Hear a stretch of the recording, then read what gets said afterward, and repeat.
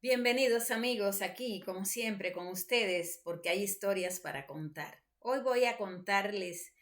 una historia que, bueno, pues cuenta de varios testimonios, porque precisamente en este libro, al final de este libro, luego de las entrevistas y de todo lo que yo explico con relación a lo que significó en el Escambray la lucha, la confrontación armada y lo que significó bueno, pues toda esa acción violenta contra miles y miles de familias que fueron sacadas a la fuerza de allí y llevadas al Escambray. Bueno, pues al final de este libro que ustedes pueden adquirir en Amazon, pero que también, bueno, pues yo voy a estar en distintos videos compartiéndole, bueno, dentro de lo posible un poco de estas historias, y ya de hecho estoy preparando un libro donde van a encontrar también algunas de estas historias que de otra forma se tratan acá, pero que allí en ese libro que les estoy preparando van a ser un poco más explícitas. Bueno, pues en este libro, en la parte final, yo recojo una serie de datos y de informes que hoy quiero compartirlo con ustedes porque yo le titulé ese capítulo que apenas tiene unas 10 páginas, yo les titulé Voces múltiples de un Escambray que no olvida. Y como en realidad la esencia básica de este canal es contra el olvido, yo entonces les voy a dar lectura de algunos de los testimonios de hombres y mujeres con los que yo conversé cuando fui a componer el libro, que no me quisieron dar su nombre y su apellido por temor a represalias del régimen contra ellos o contra su familia. Ellos prefirieron el anonimato, pero no el silencio. Aquí estoy yo entonces para replicar y para repetir y para contar muchas de las historias que ellos me contaron a mí, que no formaron parte totalmente de este libro, pero que están ahí y ustedes se merecen, bueno, pues que se las compartamos. Yo estuve conversando con un hombre que vivía en la zona de Manicaragua, en el pueblecito, en el municipio, y me dijo, en marzo del 2003, cuando Castro eh, encerró a 75 ciudadanos cubanos opositores y que aquello le llamaron la causa de los 75, bueno, pues me acordé mucho de lo que yo viví cuando era un adolescente aquí en la zona de Manicaragua. Yo me acuerdo muy bien, me dijo ese hombre cuando hablé con él, de la famosa limpia del Escambray, cerca de aquí en Veguitas, donde se alzó el señor Sinesio Walsh, que incluso había sido del Ejército Rebelde, pero decidió ir contra el totalitarismo. Dice, yo conocía a Sinesio porque aunque yo era jovencito, yo tenía amistad y simpatías con él, porque a él le gustaban las peleas de gallo, a mí también. Era un hombre magnífico, una persona de interés aprobada. Se alzó, pero enseguida lo apresaron. Lo que estuvo en la zona de Veguitas, para donde fue una vez que se alzó, fue poco.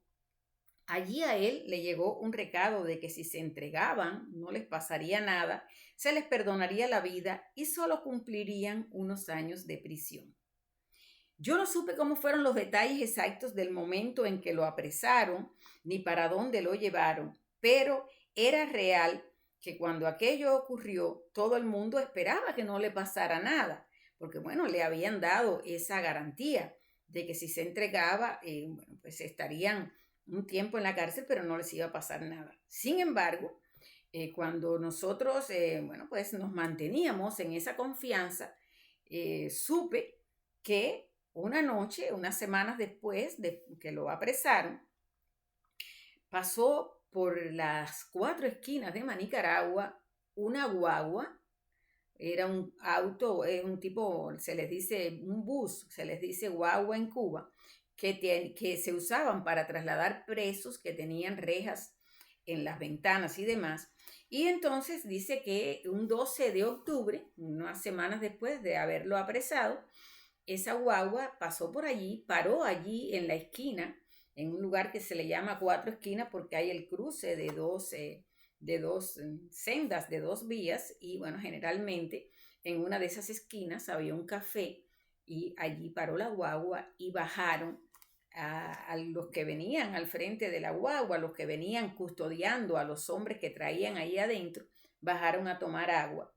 Y entonces en ese momento él se asomó por la ventanilla, por la zona donde pudo asomarse a ver a alguien, era Sinesio Walls, y le dijo a la gente que vio allí: avísenle a mi familia, me llevan para la campana donde me van a fusilar. Díselo a los viejos para que lo sepan.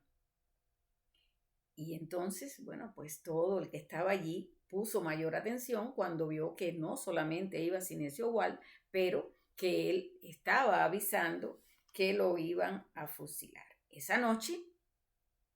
a él lo llevaron hacia la zona cercana de allí de Manicaragua, a un lugar que se llama La Campana, y allí en aquel lugar, junto a otros 4 patriotas, fue fusilado Sinesio Wall.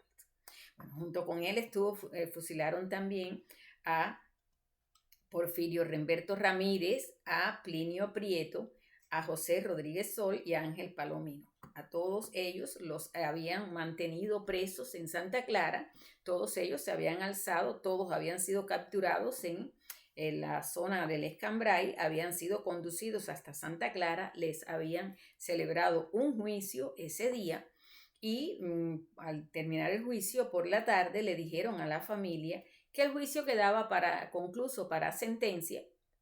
Y bueno, pues el concluso para sentencia se convirtió en el gran engaño y en la acción maléfica para sofocar un poco el revuelo que había en las calles de Santa Clara, para sofocar todo el reclamo que había en las calles de Santa Clara, y que la gente estuviera tranquila, porque como quedaba concluso para sentencia, le habían hecho la farsa de juicio. La familia se retiró hacia sus casas. A ellos, bueno, pues se supo entonces que los habían fusilado esa misma noche allí en esa zona de Manicaragua. Esta es una historia que siempre marcó mucho a la población de Manicaragua, porque en esa zona, lógicamente, había simpatías para muchísimos de los hombres que se estaban alzando contra el régimen, y en esa zona, bueno, pues había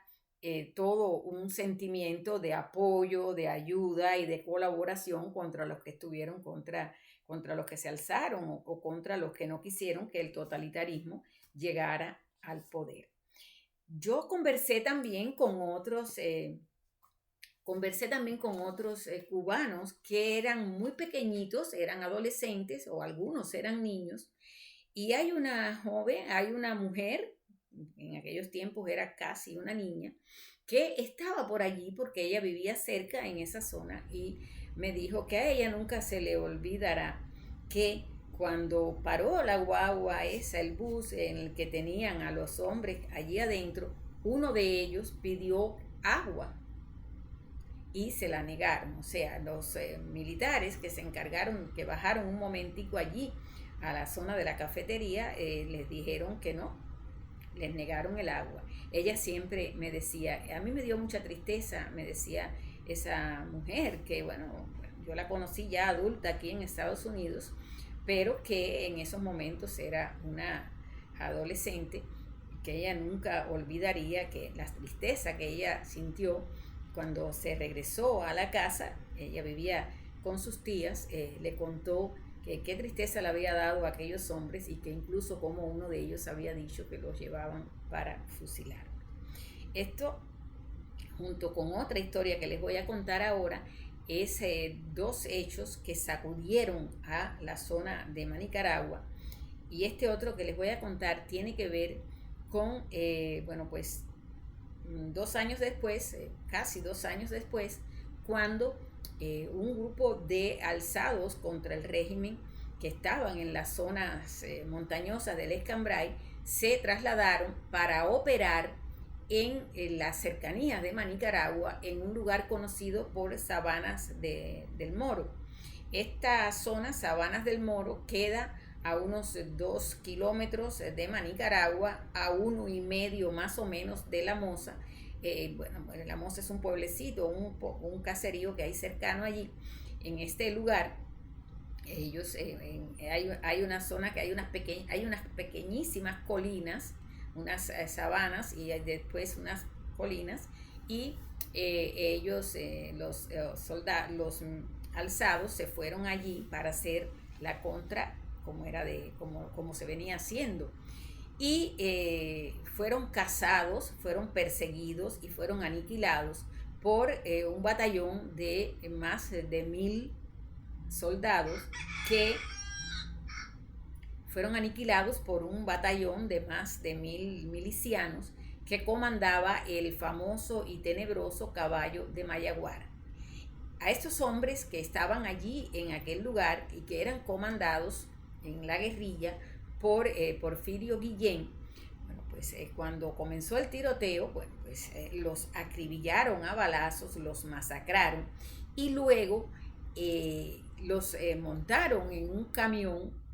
y de ahí, de esa zona, como a 2 kilómetros, en la zona había espesura, era una zona propicia para operar, como estaban haciendo los alzados, porque se podían esconder entre las malezas y demás. Bueno, pues desde ahí los montaron en un camión, los trajeron hasta Manicaragua, y en una zona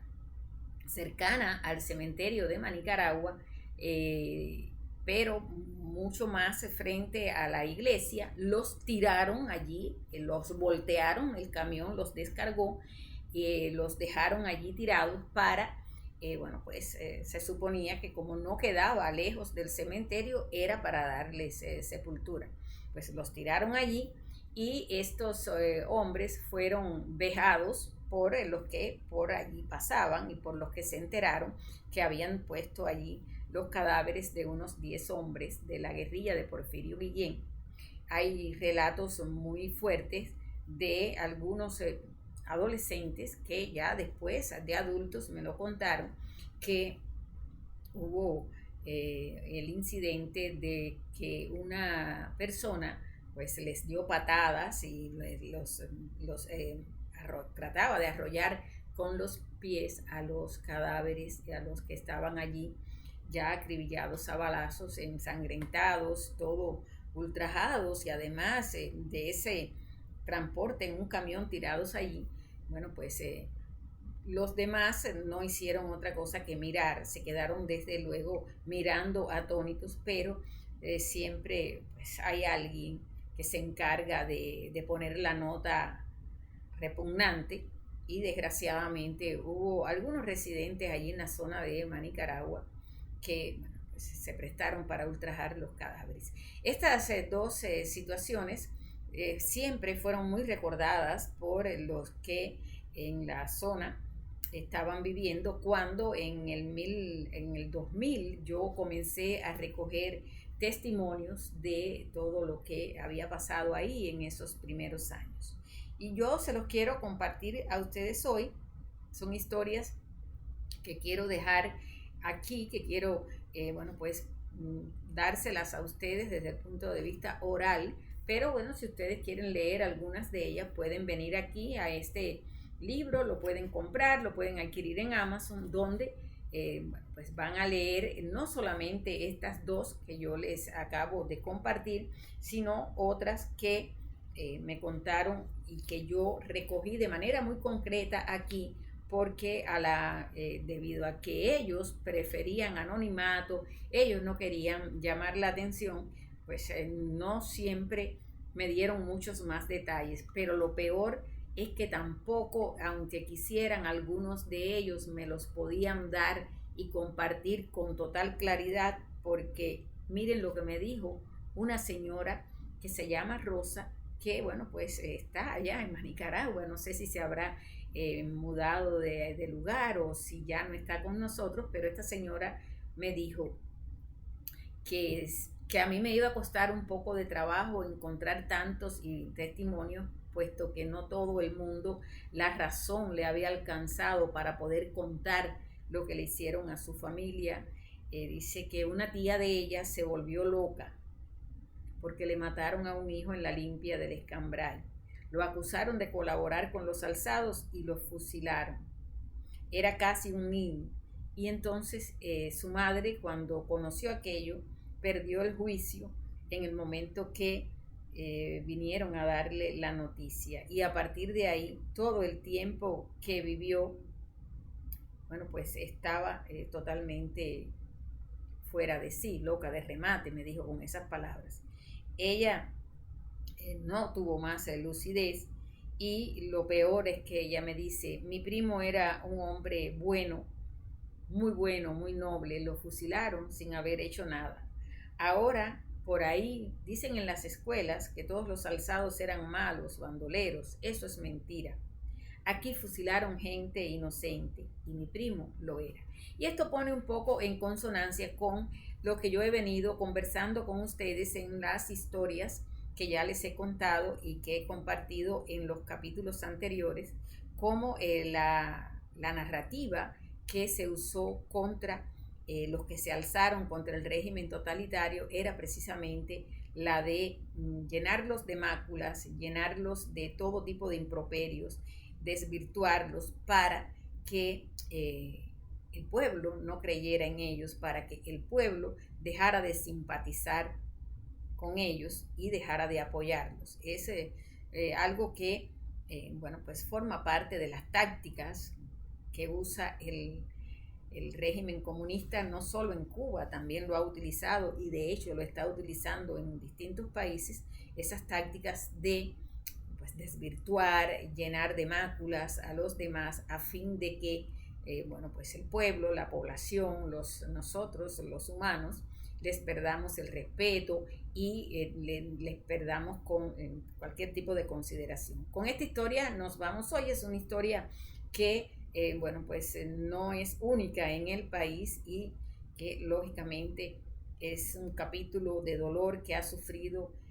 una familia, que ha sufrido un hombre, que ha sufrido un pueblo, que han sufrido cientos de mujeres y de hombres en Cuba y que nosotros, bueno, pues nos toca no dejar que queden sepultadas, no dejar que se olviden. Este canal es contra el olvido y por eso quiere compartir con ustedes estas historias y les pide que pues, se las envíen a sus amigos, las compartan con los amigos, con los conocidos, con los contactos y sobre todas las cosas, si alguno de ustedes tiene una historia para contar, me puede escribir, me puede dejar saber, se puede comunicar conmigo y compartimos esa historia aquí en este canal.